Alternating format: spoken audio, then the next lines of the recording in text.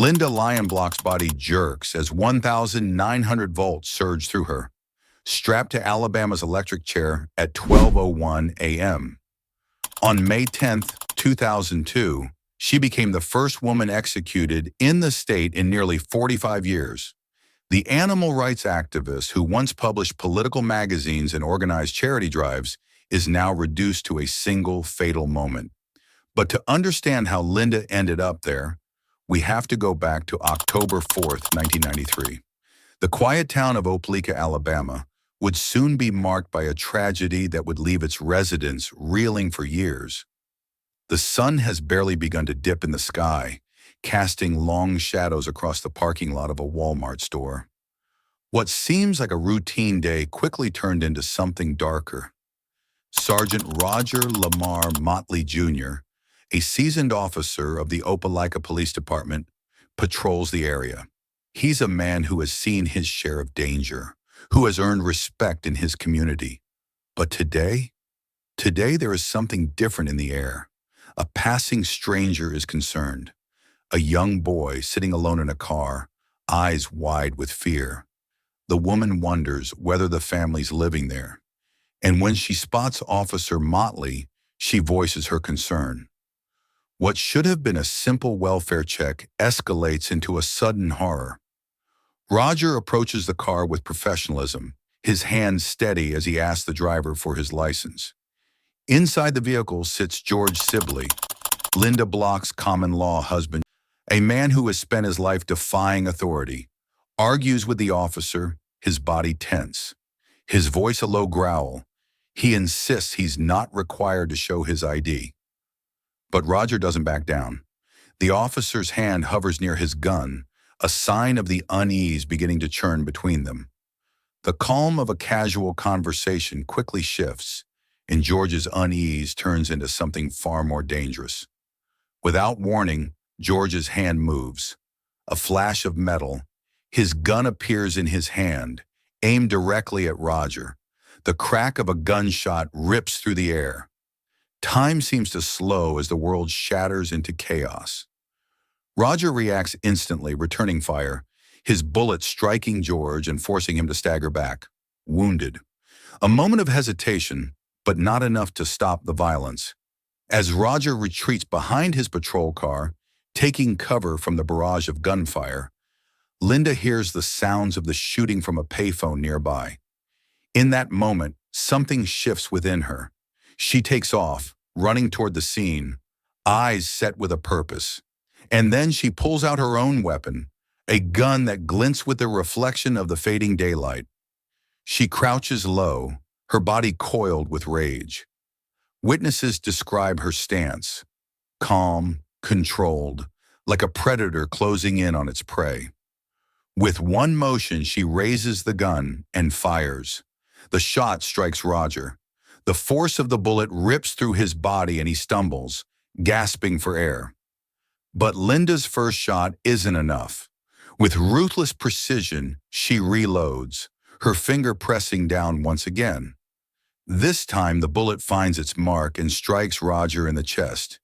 Deep, violent, final. Roger, a man who had given his bulletproof vest to another officer just moments before, collapses, his body crumpling to the pavement as his blood spills into the hard concrete below. But Lynda isn't finished. She watches the officer's life drain away, emotionless. The scene is terrifying. Lynda stands over the fallen officer, unshaken. George lies nearby, barely conscious from his own wounds, his role in the chaos all but finished. The perpetrators, having accomplished their brutal task, don't run. They don't even hesitate. They simply walk away. Lynda slid her gun back into its holster, and she left the scene with George and her son. The body of Sergeant Roger Motley Jr. lies where it fell, forgotten by them, but burned into the minds of witnesses. In the minutes that follow, a haunting silence falls over the parking lot.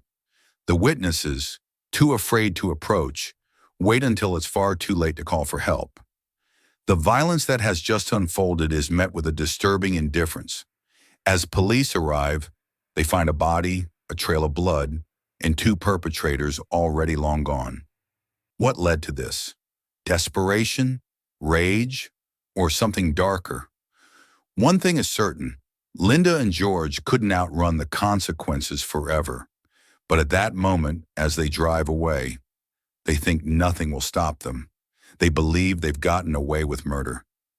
Yet the truth is already on its way, slow, relentless, and unyielding.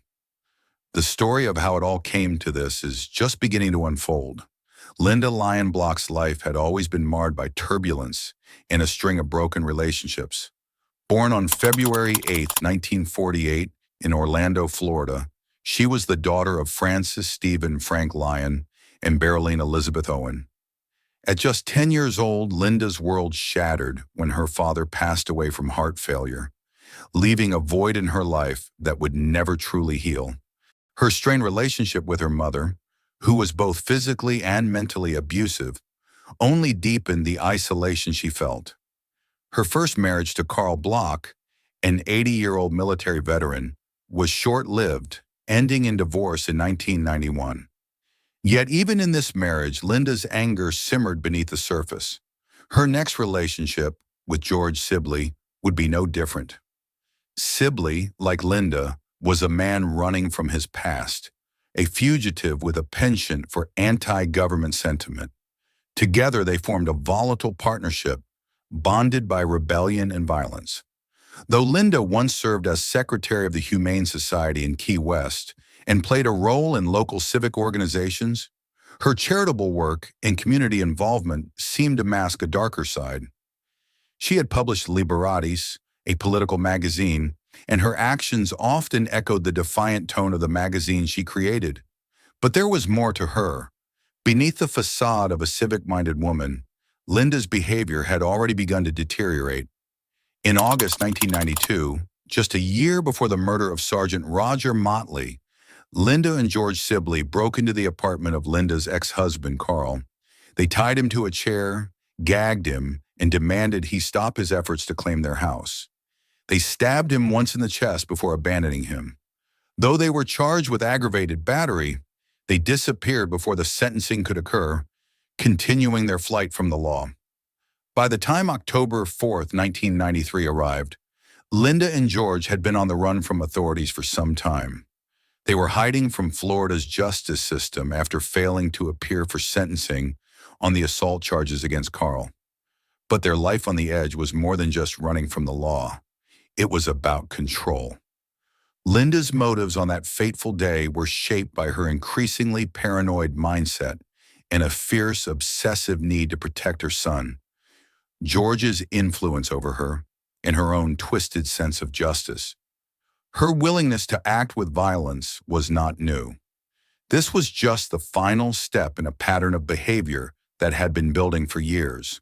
Her defiance of authority, her refusal to be held accountable, and the growing sense of entitlement that came with her relationship with George had led her to this point. The murder of Sergeant Roger Motley Jr. was not an accident. It was a calculated act, carried out with clinical precision. And when she fired that fatal shot, there was no hesitation. The investigation into Sergeant Roger Motley's murder began immediately after the crime. Witnesses who had seen the shooting began to speak out. A passerby had noticed Lynda's crouched position, and another witness described the moment she pulled the trigger. There was no mistaking what had happened. Lynda had been the second shooter, a crucial piece of the puzzle that fit into place with startling clarity. The timeline was simple yet chilling. It began with the call from the concerned passerby about Lynda's son. Then came George's interaction with Sergeant Motley, which escalated into gunfire. The moment Lynda fired, the fatal shot was witnessed by several people, each one piecing together the damning evidence that led directly to her involvement. As investigators combed through the scene, they found more than just a body. They found a story that couldn't be ignored. The gunfire, the positioning of the bodies, the witnesses who had seen Lynda approach the officer, all pointed to a clear conclusion. She had been a willing participant in the murder, not a bystander or accidental accomplice.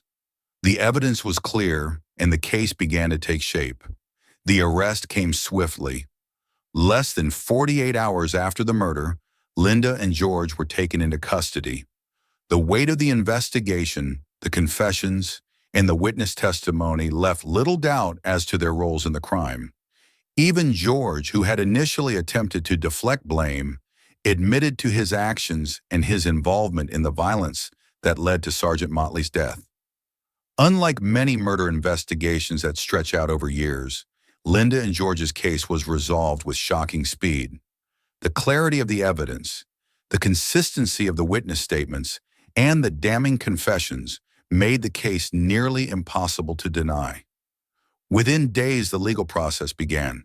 Lynda's role in the murder was never in question. Her indifferent demeanor, her calculated actions, and her willingness to shoot a man who had been merely doing his job led to her being charged with capital murder. As the investigation concluded, the case against her and George became a matter of record, one that would ultimately seal their fates. The investigation had been quick, thorough, and tragically conclusive. But for Lynda, the question remained: how had a woman who once fought for justice, worked for the good of animals, and served her community come to this? What had twisted her into a ruthless killer? The investigation had answered the how, but it would take years before the why was fully understood. The courtroom was a stage where the final act of Lynda Lyon Block's twisted life would unfold. The case was straightforward in its brutality: capital murder, conspiracy to commit murder, and assault with a deadly weapon. But the questions raised during the trial weren't just about whether she had killed Sergeant Roger Motley Jr. They were about the woman standing before the court, the actions that led her to this moment, and whether any justice could truly be served. The charges were undeniably clear. Lynda, with deliberate resolve, had fired the fatal shot that killed Sergeant Motley. But Lynda's defense team was determined to save her. Their strategy was to argue that she acted in self-defense, despite the overwhelming evidence to the contrary. They painted her as a woman caught in a violent, abusive relationship, someone driven to desperation by the threat of losing her son and a lifetime of torment. But as the trial progressed, it became evident that their arguments were hollow. The testimonies, the confessions, and the evidence were damning. Lynda had not acted out of fear for her life.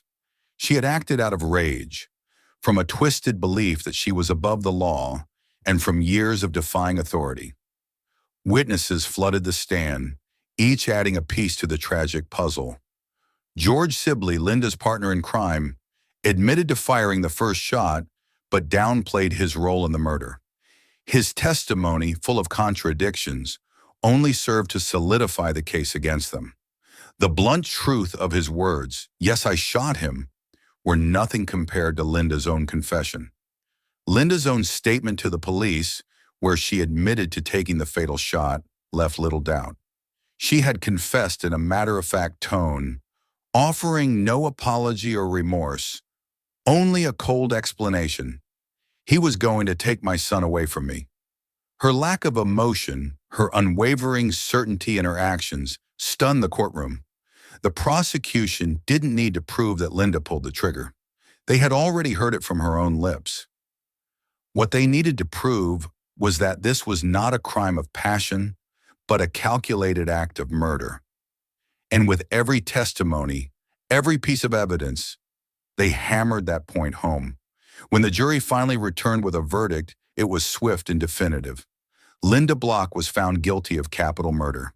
The evidence, her confession, and the witness testimony left no room for doubt. The sentencing phase of the trial was equally damning. Lynda's defense team pleaded for mercy, citing her difficult past, her troubled relationships, and the psychological toll of her abusive childhood. But the jury was not swayed. They had heard the case for what it was: a brutal, calculated murder carried out by a woman who believed she was above the law. On December 21, 1994, Lynda Block was sentenced to death. The weight of her actions, the loss of a life, and the coldness of her demeanor sealed her fate. The aftermath of Lynda's conviction was one of devastation and unanswered questions. For her family, the pain of her actions would never go away. To the people of Opelika, the brutality of her crime would remain unforgettable. Sergeant Roger Motley Jr.'s family had lost a son, a father, a protector. His sacrifice would never be forgotten. Lynda's time on death row was marked by a series of failed appeals. She claimed that she wasn't mentally competent to stand trial, but each of her appeals was denied. The wheels of justice moved quickly, and for Lynda, there was no escape. By 2001, her final days had arrived. The date for her execution was set. She had exhausted all avenues of appeal. On May 10, 2002, after years of defiance, Lynda Block was strapped to the electric chair at Holman Correctional Facility. She was the first woman executed in Alabama since 1957, and the last to be executed by electric chair without the option of an alternative method. Her final moments were quiet, devoid of any last words, any request for a final meal.